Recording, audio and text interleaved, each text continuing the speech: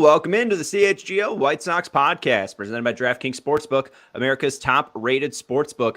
Download the app today and use promo code CHGO when you sign up. Welcome into a remote version of the CHGO White Sox podcast. I did notice on the thumbnail it looked like Yoan Moncada's chain was breaking loose, so nice photo selection there, Stephen Nicholas. I'm Sean Anderson, the host of the CHGO White Sox podcast. You can follow me on Twitter at Sean_W_Anderson. The people not in Arizona are Herb Lawrence. Hello. You can follow him on Twitter at EctorWall23. He's our CHGO White Sox community leader. Also with us, Janice Scurio. You can follow her on Twitter at Scuriosa. There's two eyes in there in the middle on Twitter. And she's our CHGO Sky and CHGO White Sox person. And we also have, live from Arizona, Vinnie Duber. You can follow him on Twitter at Vinnie Duber. He's our CHGO White Sox beat writer, basking in the sun and rubbing it all in our face. How you doing? Apparently, I'm doing better than you guys are doing back home. I heard the weather is not so nice. I wouldn't call this, Arizona hot by any stretch of the imagination out here. I think the phone said 30 when I woke up this morning. But you give it the day to sit in the sun, and things get up to about 60. So I am not complaining one bit. I'd take it. We can boo Vinny right now if we want to. Boo! It's very, very basking in it. I know you've gone down to spring training. You got any plans this year to go? Oh, me? Yeah. Oh, yeah. I actually am going next month, so I'll be there for an entire week. Vinny, I'll make it a point to annoy you at some point. Can't wait. If not, I think he'll be back by that point too. Well, I'll just have to annoy you now then, if that's the case. Annoy away, certainly. We're very excited. A lot to annoy you about. We have stuff to touch upon from yesterday. We have stuff to touch upon today. We also have people in the comments. We want to just say, hey, what's up? Thank you to Jordan Gilmore. Up to 50 likes would be appreciated if you guys are hanging out with us. And shout out to Danny Guzman, who's hanging out with us for the first time here. JJ thinks you got a green screen behind you, but it's nice to see you having this access. And one of that access is talking to Pedro Grifol and Yoan Moncada. And apparently Yoan Moncada had a lot to say about his 2022 and what that might mean for his 2023.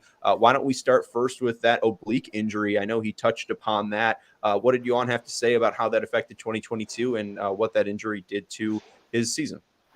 Yeah, I mean, it just kind of was the story. I mean, I think we've touched on it a few times. You know, the guy has an injury literally the day before opening day and hits the IL right then and never really recovered from it. He said today that he thinks he probably came back too soon from that oblique injury that he suffered right at the end of the spring. And really, he looked uncomfortable all last spring. So, I mean, it's something that was obviously with him, and he never shook. And, it's not to say that his oblique was bothering him from start to finish last year, but obviously he had other things going on that landed him on the IL again, that knocked him out of games again, regular baseball stuff. And certainly that was the story of his 2021 season also. In 2020, it was all about the COVID infection and the after effects of that. So he's here. He's feeling good. He said he changed up his entire offseason workout, the way that he gets ready for the season, a lot more treatment on his body, more massages, he made a point of saying. But he said that he did everything different this year, and he has come to camp feeling really good. He said that usually by this time in camp, after he's been here a couple days, he usually has shoulder soreness. From getting back into the swing of things. He doesn't have that this year. So physically, he's feeling great, and I think that's a great first step to getting him to be all that he can be here in 2023. And Vinny, I just want to know, how did Yoan take the departure of Jose Abreu, as we've talked about a couple of times? He was the leader of the group there and leader of the whole team, but it was especially the Spanish-speaking Cats. How did Yoan react to that in his first press availability today? Yeah, it's funny. Yoan is in Jose's old locker in the Sox locker room here at Camelback Ranch. So he's a guy who obviously was Jose Abreu's right-hand man, the guy right under his wing there as Jose was beginning his little group, his mentorship group there over the last few years. Yoan said today, they wish he was here, that they, in an ideal world, he would be back. But he's not, and they get why. They get the business of baseball aspect of this all. But he leaned on the fact that Jose has taught him and Luis and Eloy and everybody else quite a lot. He said he's taught us a lot as individuals. He's taught us a lot as a team. I think it's kind of time to put that to the test right now. Certainly it's going to be put to the test whether they want it to be or not. But then we heard from Pedro Grifol later in the day, and I asked, can Moncada be one of the guys that can step into that leadership role? I mean, maybe he's not the guy you would think of first because he's been under a leader for so long now, but is taking what he learned from Abreu not just something that he can apply to daily life as a baseball player to get through the season? Is it something where he can turn into that guy who's kind of a rallying point for the team? Pedro said, yeah, he's got it in him. He doesn't know if that's going to be how it plays out, right? I mean, certainly he is expecting, he being Pedro, a guy or two or three to step up during camp in Abreu's absence, but maybe Yoan is one of those guys. So the absence of Jose Abreu is going to continue to be a huge, huge storyline throughout not just camp, but the season. Asked Rick Hahn about it yesterday, and Rick said along the lines of, well, hey, you're never going to hear anybody with the White Sox say anything but, man, Jose is missed and we miss Jose. But then he tacks onto it, but it doesn't mean that we still can't have, and I quote, a damn good team. So listen, they've obviously made their choice to plow forward here without Abreu, and they still think that there's enough talent here that they can win and succeed without him too. Yoan Moncada said as much today, saying, yeah, we can achieve our goals even though Abreu's not here. Now, Vinny, Yoan Moncada is participating in the World Baseball Classic, and I also read a blurb earlier that he was taking at-bats against Lance Lynn. Has he spoken about that at all? Well, he talked a lot about the World Baseball Classic. He's thrilled for it, to be quite honest. He's a guy who never played for the Cuban national team when he was playing in Cuba. And, he said that it's been a lifelong dream to be able to wear Cuba across his chest and play for the national team. Obviously, he's doing it with a teammate here, and Luis Robert, who, by the way, guys, officially is Luis Robert Jr. I saw the number 88 jersey in the locker room, and it says Robert Jr. on it. So everybody's Luis Robert jerseys and shirts that they currently have are now of the vintage variety because Robert Jr. is what's on the back now. But yeah, Moncada is thrilled to be able to play for Team Cuba in the World Baseball Classic. We talked to Kendall Graveman today. He's thrilled to play for Team USA. It really is something that these guys are really excited about. And I know that we've talked about it from kind of a fan standpoint of, people saying, oh, I don't want my team's players in it because they might just get hurt and blah, blah, blah. These guys love playing in this competition. And I think Kendall Graveman even pointed out that, look at how much the players from other countries had loved it in the first few go-rounds of this, and that it kind of inspired the American players to dive into it kind of wholeheartedly as well. So this is something that Moncada is certainly thrilled about, and Pedro keeps talking about it as a huge advantage for Moncada, a huge benefit to get him up to game speed right away and be playing with something on the line rather than in Cactus League games where, they do a great job here at Camelback Ranch, but they are exhibition games after all. So to be playing for a trophy in March, Pedro thinks is going to really benefit Moncada and everybody that's playing in it from this White Sox team. Excited to see him. My worry is just we kind of like the oblique injury. It was kind of ho-hum. It was at the end of spring training last year. When he talked about rushing back, was there any signs that he noticed right away about possibly rushing back too soon, or maybe what the recovery should have been on that? I mean, I seem to even remember this being a talking point last year. Tony bringing it up at one point, saying that he might have come back too soon from it. And I think it's just a thing where the eagerness to play through the pain. Again, we talk about him being under Jose Abreu's wing, right? Just kind of saying, all right, well, I hurt, but too bad. The team needs me today. Moncada certainly has that in him. And I think maybe, he probably realized when he came back, oh boy, that's not all the way fixed. That doesn't feel like normal, but hey, I can go out there and I can muscle through it. I think a lot of guys probably have that in them, probably have that attitude of, not just needing to be 100%, but just being able to go out there and play and contribute. And I'm sure that's something that he didn't take long to realize, but he wanted to be on the field. So he didn't go into too much detail today about, whether there was a light bulb moment when it clicked that he maybe didn't do it the way he should have. But you can certainly look back in hindsight and say, oh boy, had I not done it that way, things might have gone differently the whole year. And I think you can point to physical things as a big contributor, certainly not the only one, but a big contributor to the reason to his results from last season, which of course were very poor. Yeah, you live, you learn. 2023 is a new slate for Yoan Moncada and the White Sox as a whole in 2022. I do want to get to the kind of headline of this topic and throw this out to the group. Herb, we'll start with you. We'll go to Janice. We'll end with Vinny. What can Yoan Moncada be for 2023? Is this he's in the best shape of his life material? Can you buy into this? Can Yoan Moncada be a leader? I mean, again, we've talked about this point. Jose Abreu might have been setting an example like that where you have to play through the pain, push through the pain. Yoan Moncada has played in the second most games behind Jose Abreu since 2019. So, Herb, what can Yoan Moncada be in 2023? You always talk about top 7 third baseman in Major League Baseball. That's what he was in 2021, and his career is weird. It's the odd years he's good, and the even years he's terrible. And yeah, he can be a top 7 third baseman. We already know the defense is going to be there all the time. Just needs to have some focus. And one of the things that I want to know is where he's going to be hitting in the lineup.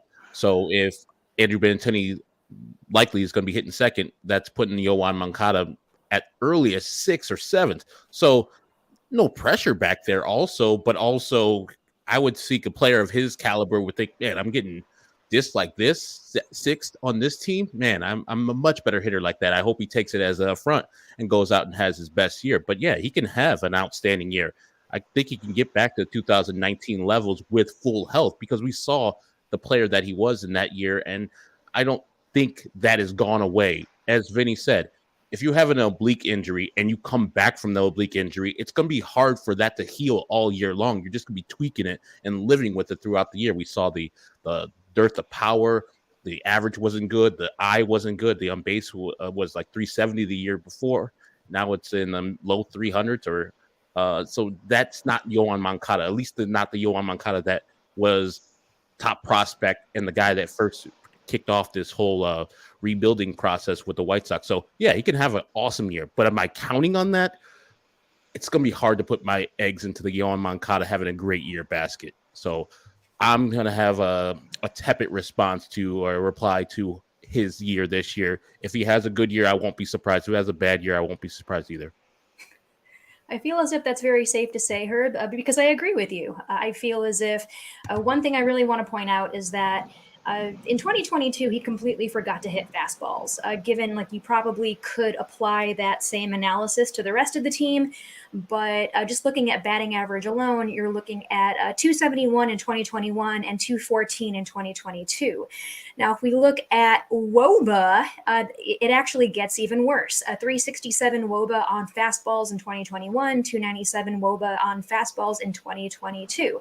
And of course, too, I think it's really easy to say that, yeah, if he's healthy, he definitely should be clobbering the ball like he did in 2019. I want to point out he had a 47.9% hard hit rate. So, yeah, he was clobbering the ball.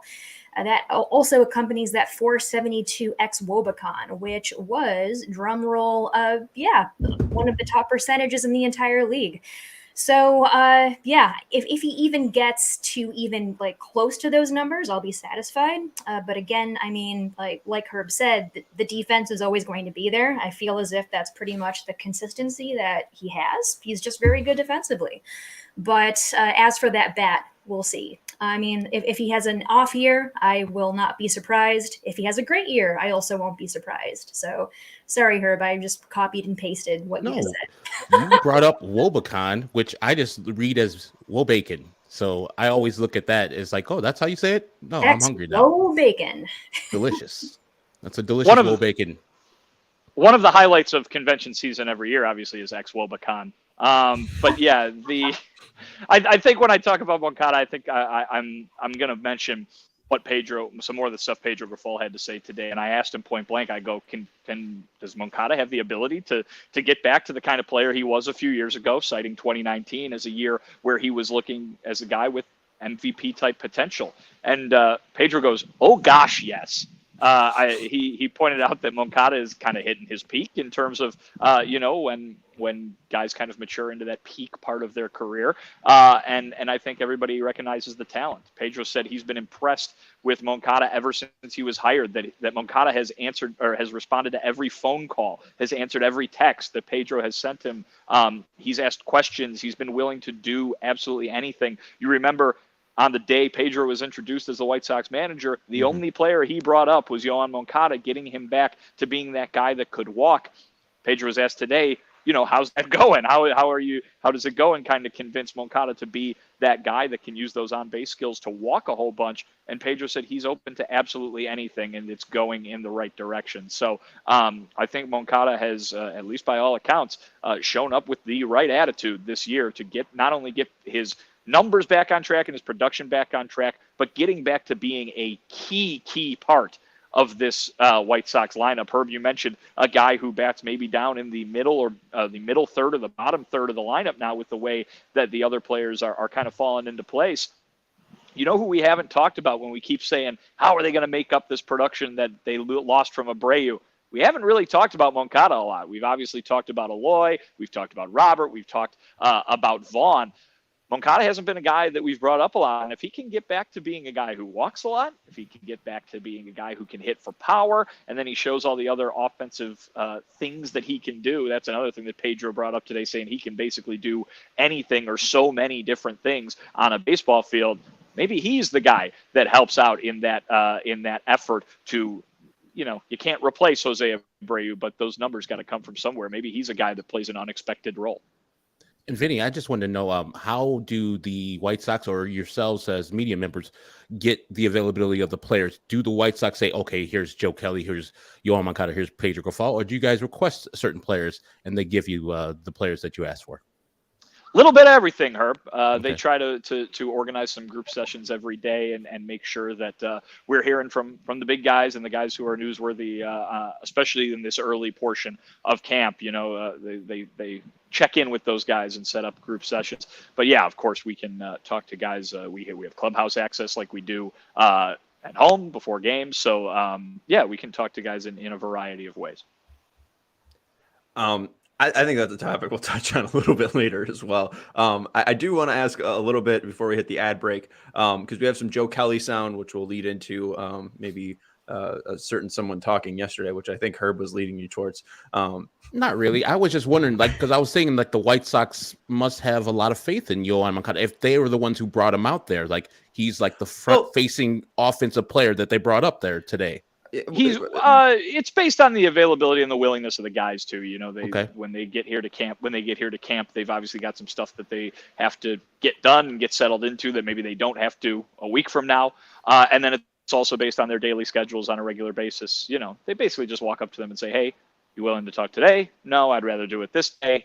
There it goes. I think Moncada was available today because he's one of the position players that's here already. We've seen Moncada, we've seen Robert, we've seen TA. I believe Andrew Vaughn is here. Obviously, Yasmani Grandal is here as a catcher. So position players showing up. Obviously, those first three that I mentioned are in the World Baseball Classic, so it makes sense that they'd want to get off to a little bit of an earlier start. Makes sense for Andrew Vaughn too, because revenge season. Let's take a quick Who break. is he getting revenge against? Everybody. He did everybody who just anyone who stands in his way. Himself from last year, his past. That's self? not not really revenge though, is it? Well, it's I don't know. Let it be known. I don't like Andrew Vaughn. I think he's a terrible hitter. He can't hit balls over the ballpark. He's only a 17 home run hitter. Take that, Andrew Vaughn. He's getting revenge on Herb. Thank you. Is there Thank such you, a thing as sarcastic bulletin board material? I'm not sure if that tracks either, Herb. Yeah. Is there anything about unwillingly bullying Andrew Vaughn? I don't know. Forcing yourself to bully a person. Let's just take a quick break. We'll let you know about DraftKings Sportsbook.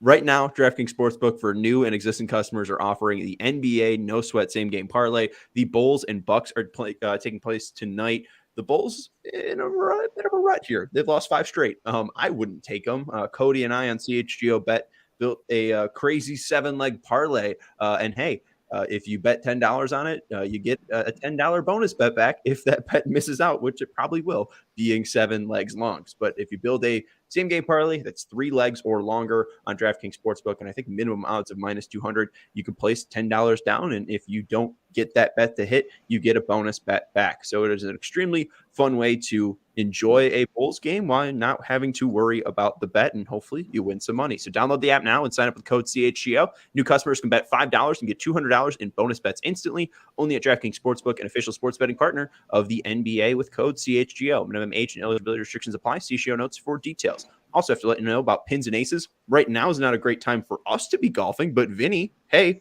looks like you could get a couple rounds in, right? It's warm enough. It's clear enough. Of golf, yeah. Okay. Yeah. Come on, even rounds. I know that, Sean. There you go. A couple holes, I guess.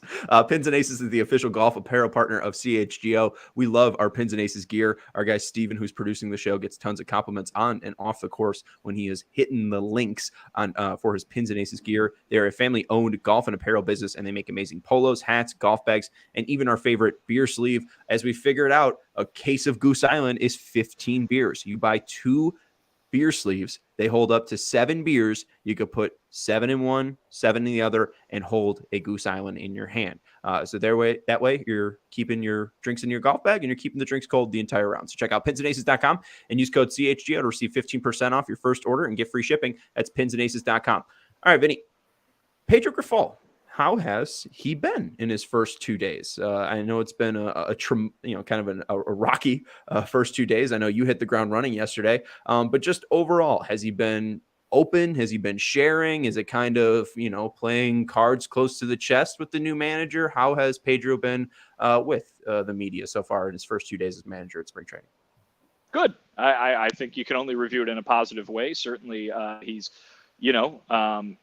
let's put it this way, from the viewpoints of the fans, I think they're really going to enjoy his positivity. They're really going to enjoy the mission that he's kind of set out to accomplish with this team. I mean, he's constantly talking about establishing the correct identity, about, being the team that wants to play the game the right way, play hard, that kind of thing. And that kind of filters into everything that he's thinking about. He's definitely a workaholic and a perfectionist in terms of setting up camp, in terms of wanting to make sure that everything gets accomplished for the day. But again, very positive in that regard as well. So, I don't think he's got a lot of answers to roster questions, lineup questions, playing time questions right now, because as he reminded us a few times today, it's day 2. There's certainly ways that he can envision things going, but listen, they get 6 weeks here, and I think they'll definitely use all that time to make the decisions that they need to make ahead of opening day. Well, and we do have a super chat here from our guy, Stefan Bardo. I just want to hit this. Can I ask Vinny? So, Vinny, this one's directed towards you. Is the atmosphere different from TLR to Pedro, or maybe what ways are they different? And it might be difficult to judge. It's only day 2, and not everyone's there so far. Yeah, I'm not sure how different it really is. I think the thing you got to remember about all these players is that they're professionals. I think that they show up to go about their business. I think they did that the last 2 years under Tony La Russa, and I think they're doing it this year under Pedro Grifol. Certainly, the messaging might be different. The experience level couldn't be more different, right? You've got Pedro, a guy in his first year as a major league manager. Tony, of course, had been doing it since the late 1970s. So there's a big difference there. But in terms of the way the players are, or the much discussed vibes, I think they're pretty much the same. Tony La Russa did not have to deal with what Pedro Grifol had to deal with yesterday in terms of Mike Clevinger showing up to camp and everything that is going on with him. So in that regard, it's hard to say that we walked in here and everybody was all smiles or anything like that, because certainly some very serious stuff going on with one of their teammates. But in terms of everybody getting here and getting to work, in terms of everybody talking about the expectations for this season and having a chip on their shoulder and wanting to make sure that they can adopt the identity that Pedro wants them to adopt, certainly they're all responding positively on all of those fronts. And Vinny, I wanted to know, Pedro's got a tough job, not only being a rookie manager, but a rookie manager in the World Baseball Classic year.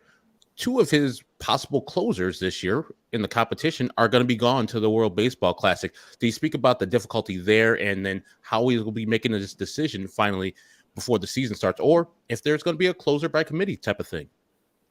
Yeah, he's been asked that a couple times, I think both yesterday and today, about kind of how this bullpen is going to be reshaped with Liam Hendriks, obviously, in the middle of cancer treatment. This is a guy who they probably cannot replace with one guy. He's that good. That being said, Pedro's kind of open to all things, and that's kind of what I was referring to when I mentioned, they've got 6 weeks to figure out what things are going to be like by opening day, and they're going to use them. He said he was talking about that today, how, listen, if one guy emerges and, it's Kendall Graveman or Reynaldo Lopez or Joe Kelly, and they're just tearing it up, and they're going to be the clear, far and away pick for closer, then that's the way that plays out. And if nobody does that, then they'll do it other ways. I think that Sean, certainly, I believe you fall into this category, and I think there's a lot of fans that do.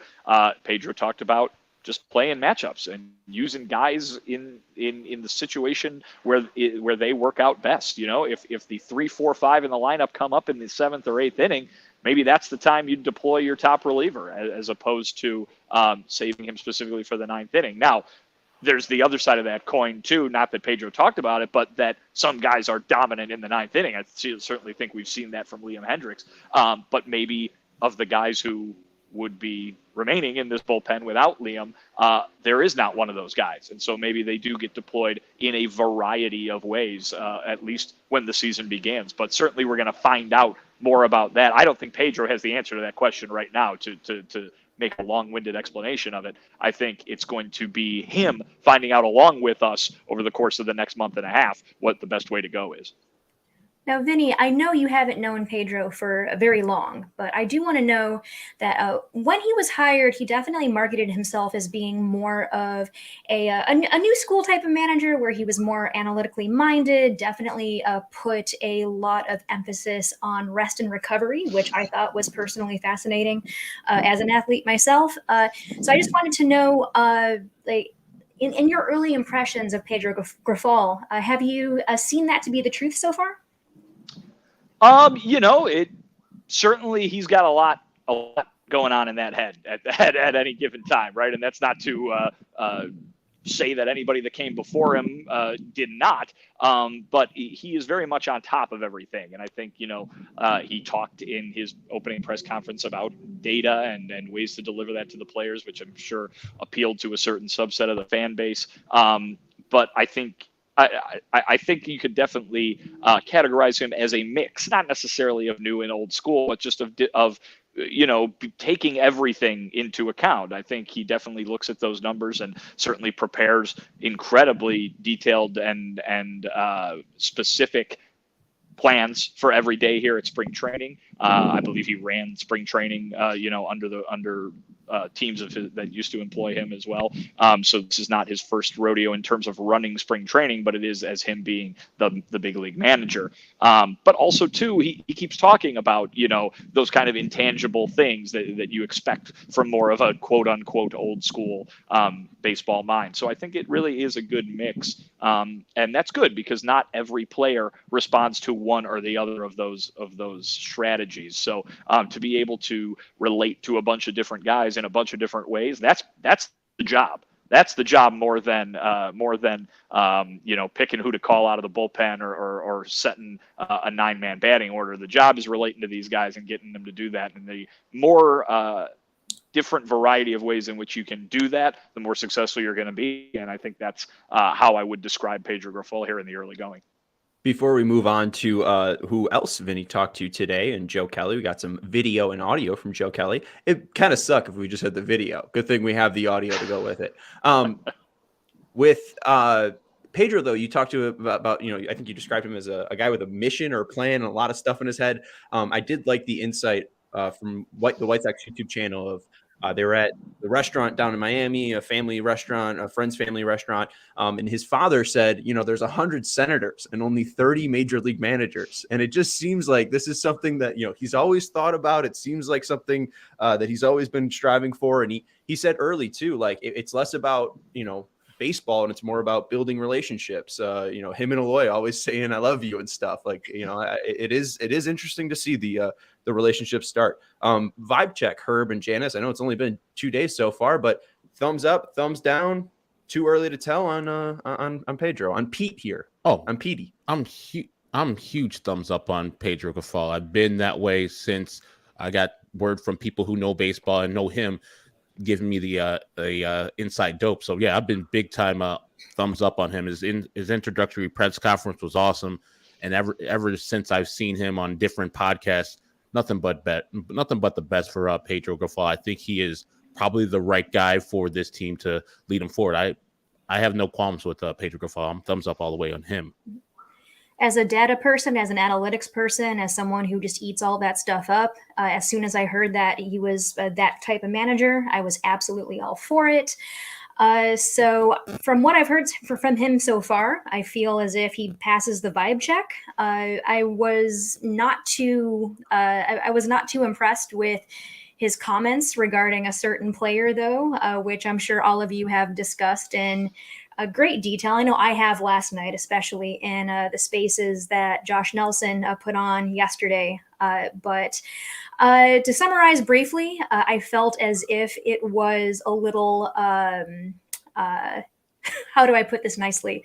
Mildly insulting, I guess, where he just essentially brushed off the Clevinger situation as a distraction, and that fans should not be distracted by this. But no, it's definitely something that is at least in the forefront of my mind. I think about it quite often. I know that not everyone feels the same way, and that's fine. But of course, too, it's something that is important to me. But otherwise, it also has not been it has not been a long period of time for me to make a final decision. But I would say I am, kind of in the middle there. Mid so far. Yes. We actually didn't get a chance to talk about Pedro Grifol's comments on Mike Clevinger, and I think we're going to say that once we get to Joe Kelly's comments, because Joe ends on talking about Clevinger and what that meant for the team. So why not get into it? It will be broken up into two parts. So we'll first hear a little bit about Liam. We haven't talked about Liam yet, so I think it's important to talk about him before, I think we dedicated a whole hour on Clevinger. We'll get an update for Liam, and then we'll discuss Clevinger. We'll discuss what Joe Kelly had to say about Clevinger, some of what the players' thoughts were. We'll get that from Vinny, and then we'll also talk more about Pedro Grifol's comments on Mike Clevinger. So, Steven, if you want to just roll Joe Kelly's comments, this is Joe Kelly on talking to Liam and seeing Liam in training camp so far, or spring training. Talked to Liam a lot. We were playing catch multiple times, and then obviously when he came out and told the world what happened, he went to chemo, and then 3 days later we played catch again. So he's been grinding. He's one of those guys who could do that kind of thing. He could switch, what troubles he has off the field when he gets on the field, and that's very hard to do. But he seems to do it pretty well. So we're hoping for him to, obviously, when he gets through all of his chemos and all his treatments, and if he gets cleared, since he's been throwing, it's not going to be too far of a process for him to come back. How do you react to that process? I mean, you're used to hearing a guy who pulled a muscle or might have to have Tommy John, but when you hear the word cancer for a guy who's your teammate and your friend, how do you kind of process and react to that? For me, myself, I was taken back, obviously, but, I saw him at the field a couple days later, right? And, that just shows to me that he's not sitting on it. For me, I'm kind of, I guess my humor is kind of dark. I don't like sitcoms. I don't like, cheesy comedy. I like mean comedy, right? So when, Liam comes back, it's easy to, kind of talk crap a little bit, and he's a guy who can take it, and that, picks him up a little bit. So the way you kind of process it, everyone's different. For myself, like I said, the way we could go about it is kind of making fun of it, right? It's a serious thing, and, it's a horrible thing. But for Liam and our relationship, it's one of those things that, the minutes we have together in the locker room where I could do something like that, gets his mind off of that kind of thing. How does he seem to you? Just like emotional? I think he seems great. He has his days, where he would probably tell you he's tired or, he doesn't feel good, but he's the same Liam to me. In terms of his mood and things like that? Yeah, it seems great. How do you look at the bullpen, the group of guys you have to fill the load while somebody who played such a big role is not available? Yeah, obviously you're not going to be able to replace, a two-time reliever of the year award winner, right? But we're not looking to replace. We're looking to, pull together more as a unit. So, we didn't have our 6'6" tight end, left-handed lineman, linebacker Crochet last year, and I've watched Crochet pitch many times this offseason, and he's not going to be too far behind from opening day, I would think. So you're going to get a guy back like that. We're going to have obviously the Bummers, the Deacons, pretty much the same bullpen.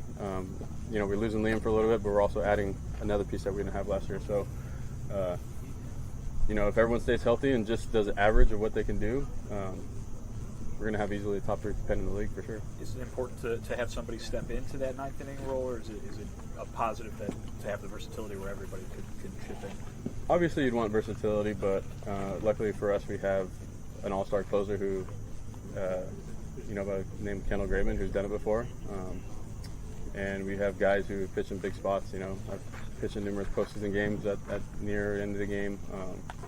So it's one of those things, like I said, we're not trying to actually replace his physical numbers, right? We're just trying to be us, and luckily we have a lot of guys who could contribute to that late inning, or save or close role.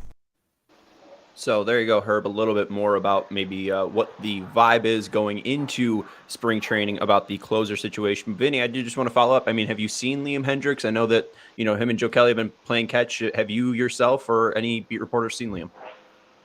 We have not seen him yet. We saw his locker today, and his locker is full of stuff, just like any other player who's here would be. Obviously, we've heard from the team and that he's been around. Pedro did tell us today that usually Liam kind of comes in and does his stuff while the team is out on the backfield. So that could be kind of a way to kind of do his own thing on his own, and maybe that's why we haven't seen him yet. But obviously, it's only been 2 days. Rick Hahn kind of forecasted that we would see him walking around, and that we should tell him hi when we see him.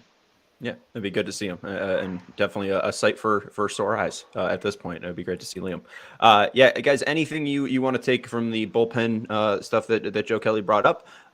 Anything stick out? Maybe sitcoms or mean comedies, if anything. I thought that was funny from Joe.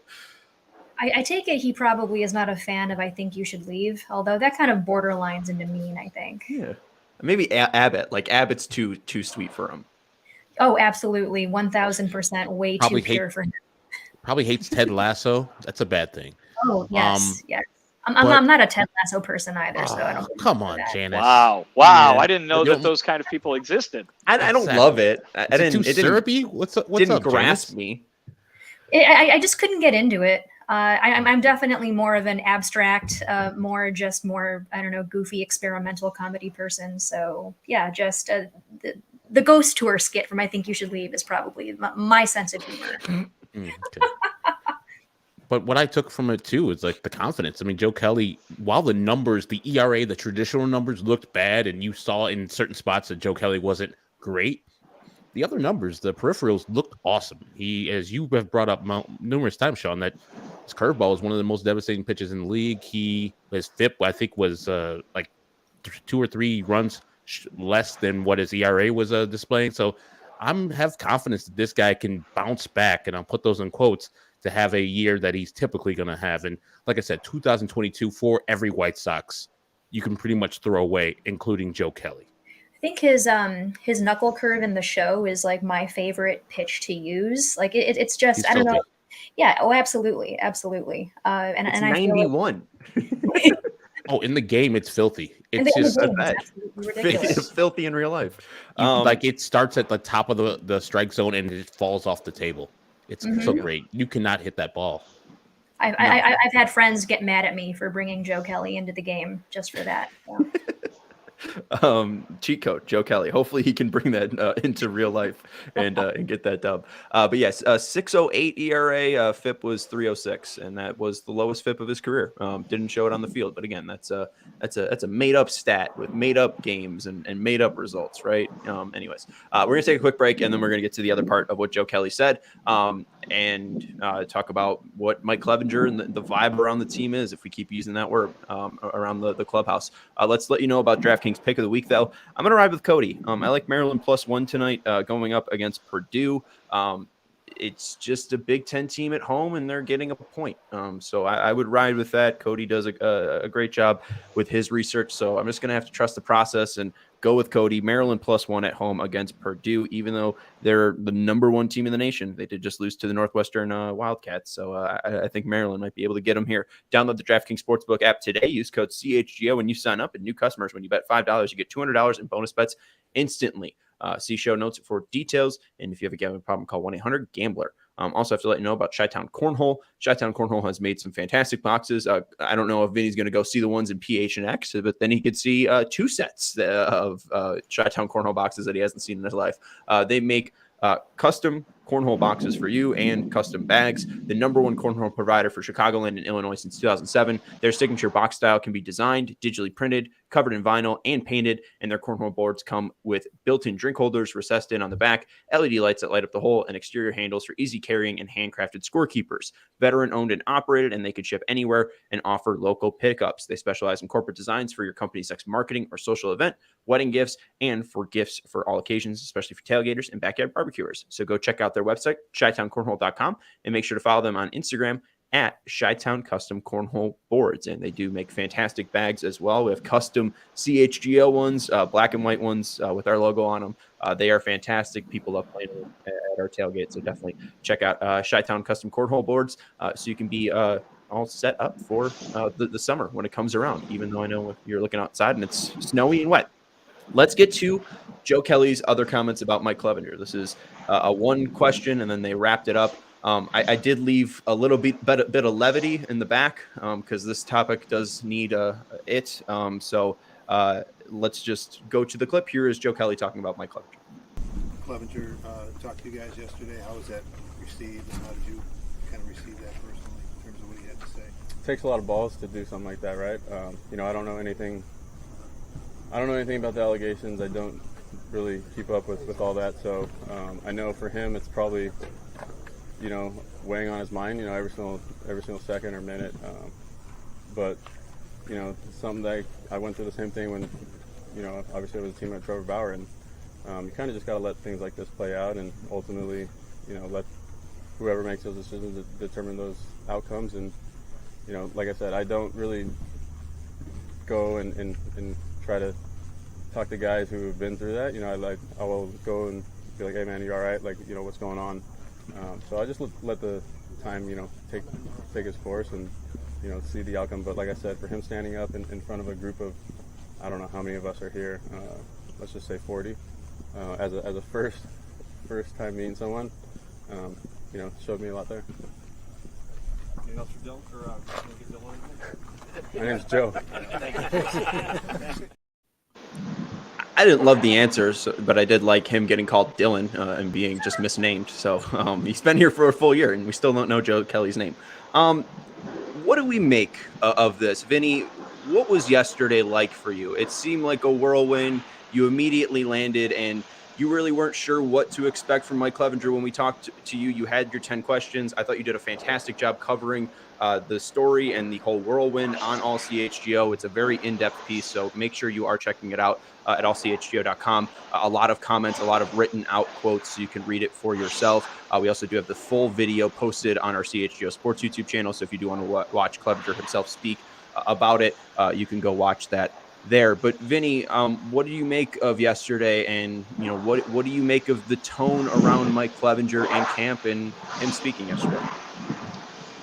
Yeah, it's a hard question to answer briefly, that's for sure. But certainly Rick Hahn brought it up right away that this is not what anybody wanted to be talking about as White Sox camp opened. From the standpoint of the team, this is not what they wanted to be talking about. They were excited for their new manager, for their new coaching staff, for a new season, for a chance to put last year behind them, and all of the fan discontent that was generated from what happened on the field last year. They were looking for a chance to put that behind them, and it has only been worsened by what has now since come to light, in terms of the allegations and the investigation that's underway into Mike Clevinger. The White Sox didn't know. They couldn't know. They weren't in terms of what they were allowed to, or what other parties were required to tell them, that being Clevinger's former team, the league, Clevinger's agent, or Clevinger himself. None of those parties were required to tell the White Sox that he was under investigation. It's a bad situation for the team to be in. It's a bad situation, obviously, for the people involved in the investigation, both sides of it.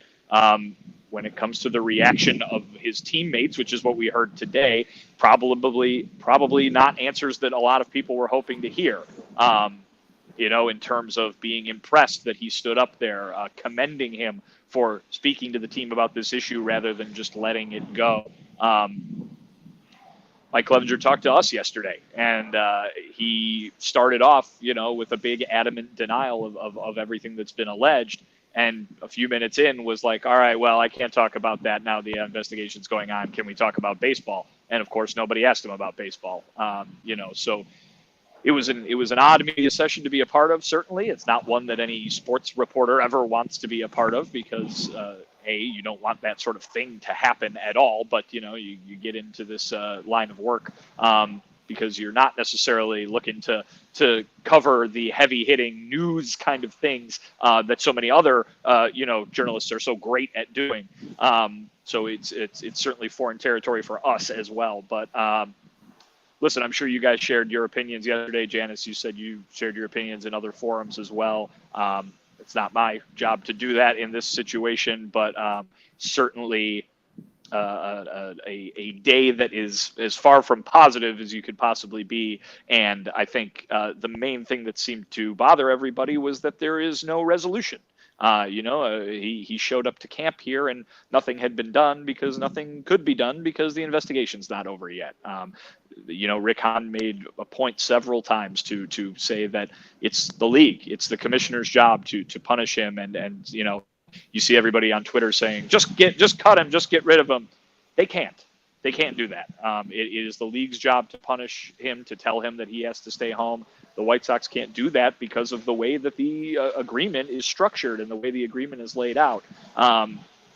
If they did act, outside of the commissioner's office telling them what to do, if they did act outside of it, well, then all of a sudden they're going against that policy and maybe hindering it from working the way that it's supposed to.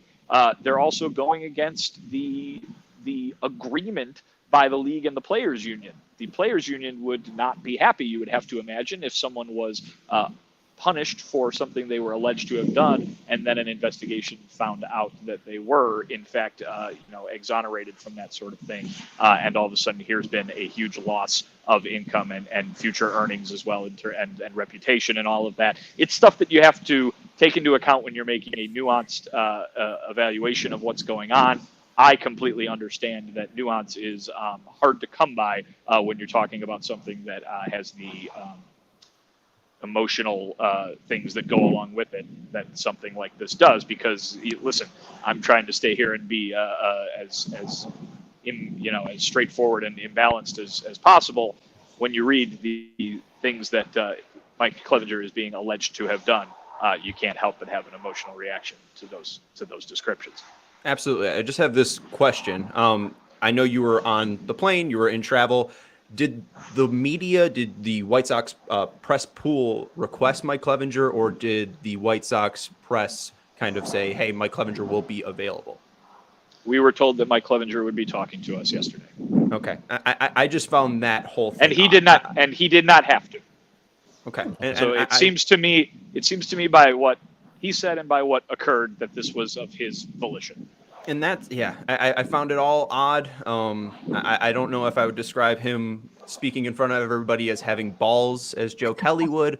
I just found it very, very odd, the entire situation. Janice, you obviously touched upon this earlier, so I'll give you the floor.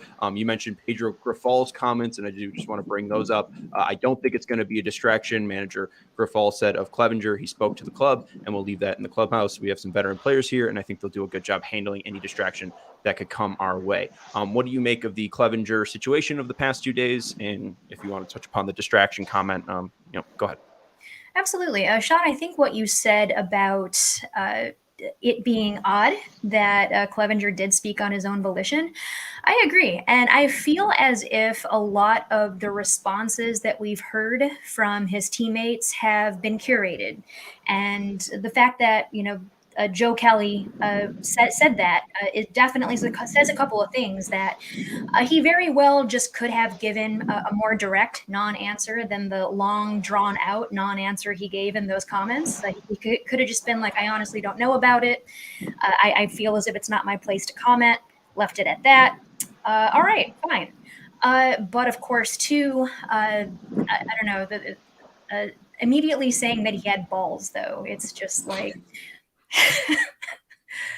I don't necessarily buy that. I feel as if probably if he has a PR person or someone on his team probably said like, hey, we're going to need you to make some comments on this, like squash the bug, get it out of the way, do it now. And of course, too, pretty much all we heard from Clevinger was, I didn't do it. So at this point, it's just sort of like, right. And it's just odd where he's like, again, like you brought up in your story, Vinny, I think you were saying you described it as begging to talk about baseball, how he was like, you asked me about my mechanics. It's just like, that's not why you are speaking on day one of White Sox training camp. We heard the first player White Sox fans heard from a team after they were 81-81 as a player that never put on the uniform.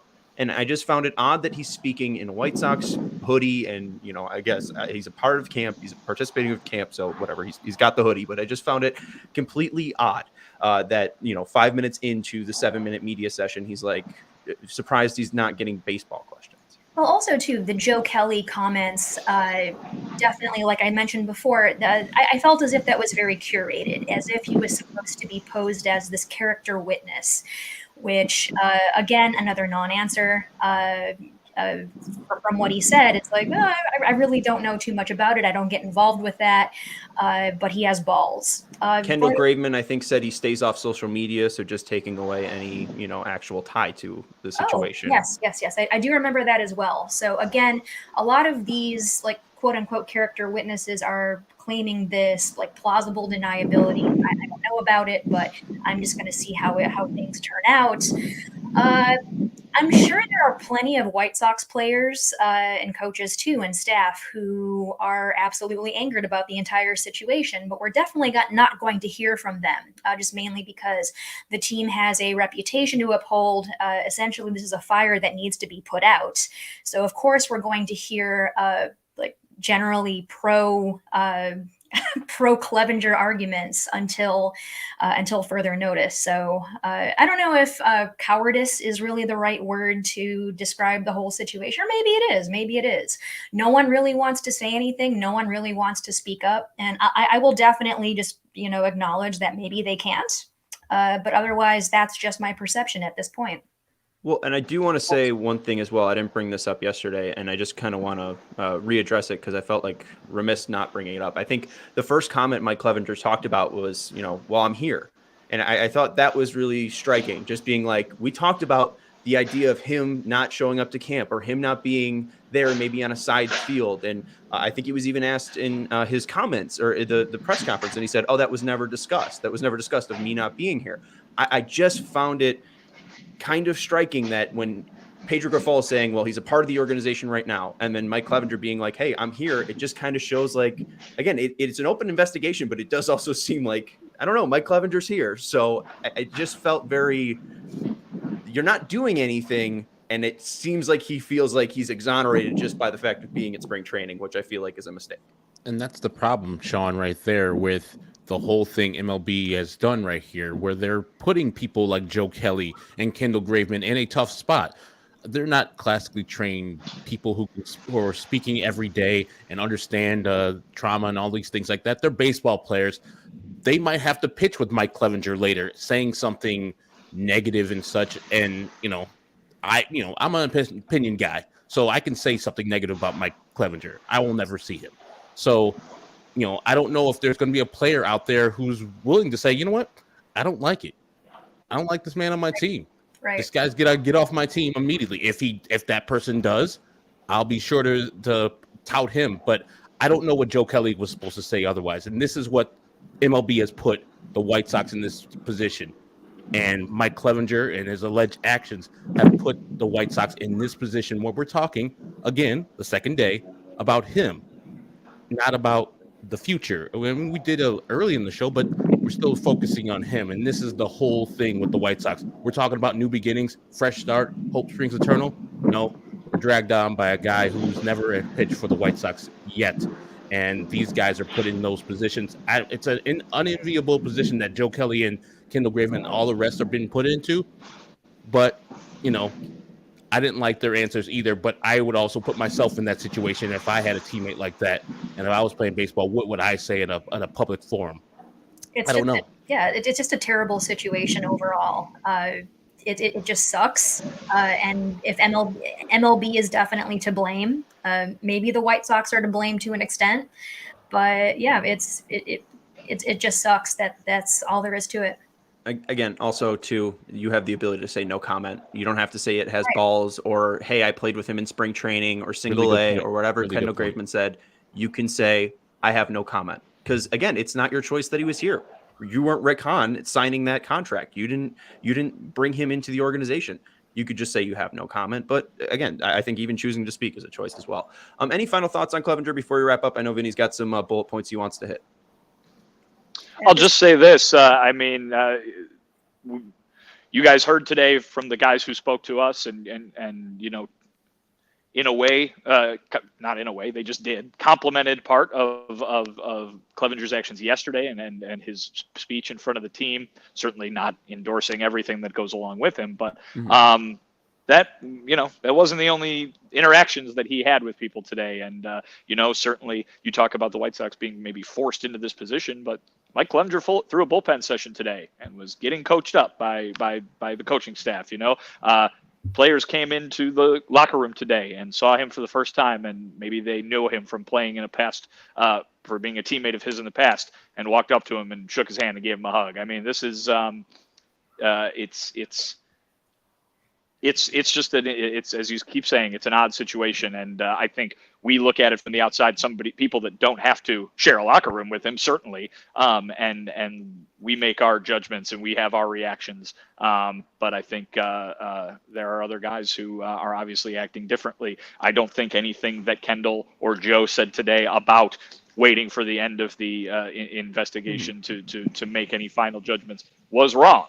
But that being said, there's a way, as you guys have been talking about for the last several minutes, there's a way to do that. And they perhaps could have done it differently.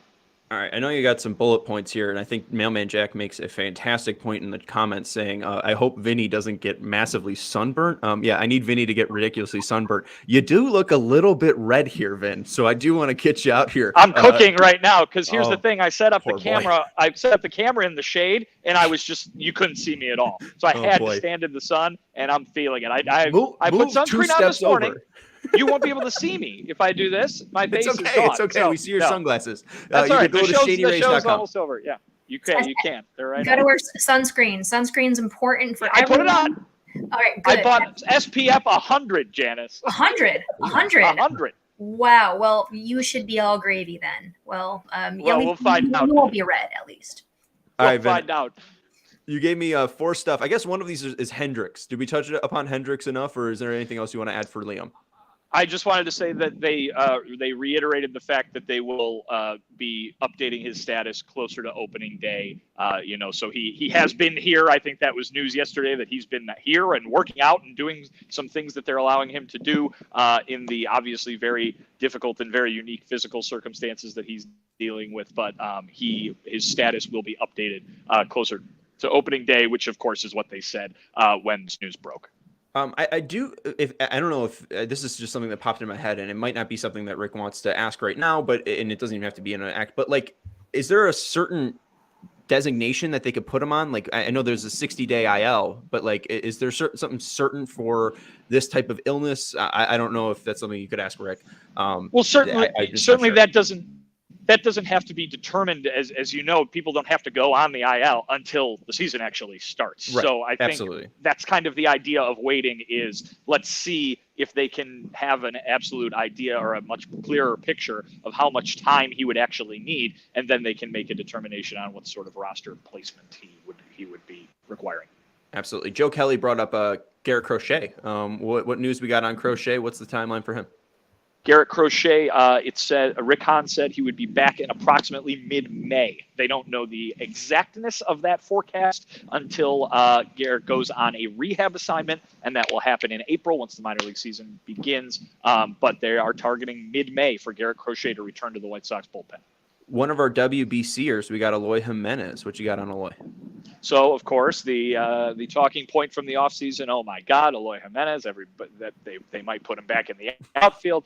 Pedro Grifol, as he seems to do every time he's asked about this, added another little wrinkle to that, which was, well, no, this is a positive one for you, Sean, which was he told Eloy during the offseason, get yourself ready to play the outfield in case we need you. And then he followed up by saying it doesn't mean he's going to play the outfield.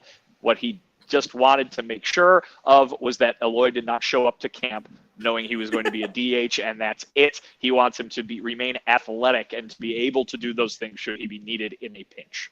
So he didn't want, him showing up looking like Mo Vaughn, basically, I guess. Please show up like Mo Vaughn and hit like him too, please. Don't let yourself go. And then Mo Vaughn was a foil at MLB Showdown 2000. Mo Vaughn was a foil, so that's good.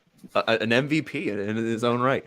Final guy, I don't think he's a WBCer. He's not a pitcher. He's not a catcher, but he might be the starting second baseman. What do you got on Romy Gonzalez? Rick, again, throws another rave review in there for Romy Gonzalez for what he did this offseason. Of course, he turned it around a little bit and said everybody he's heard has been raving about Romy Gonzalez. He shared that one White Sox player went down to Florida to work out and worked out with Romy Gonzalez at one point, came back to Chicago, walked into Rick's office and said, don't you dare trade that guy. And then Rick Hahn joked, followed up with a joke, everybody, followed up by saying, doesn't mean I won't. But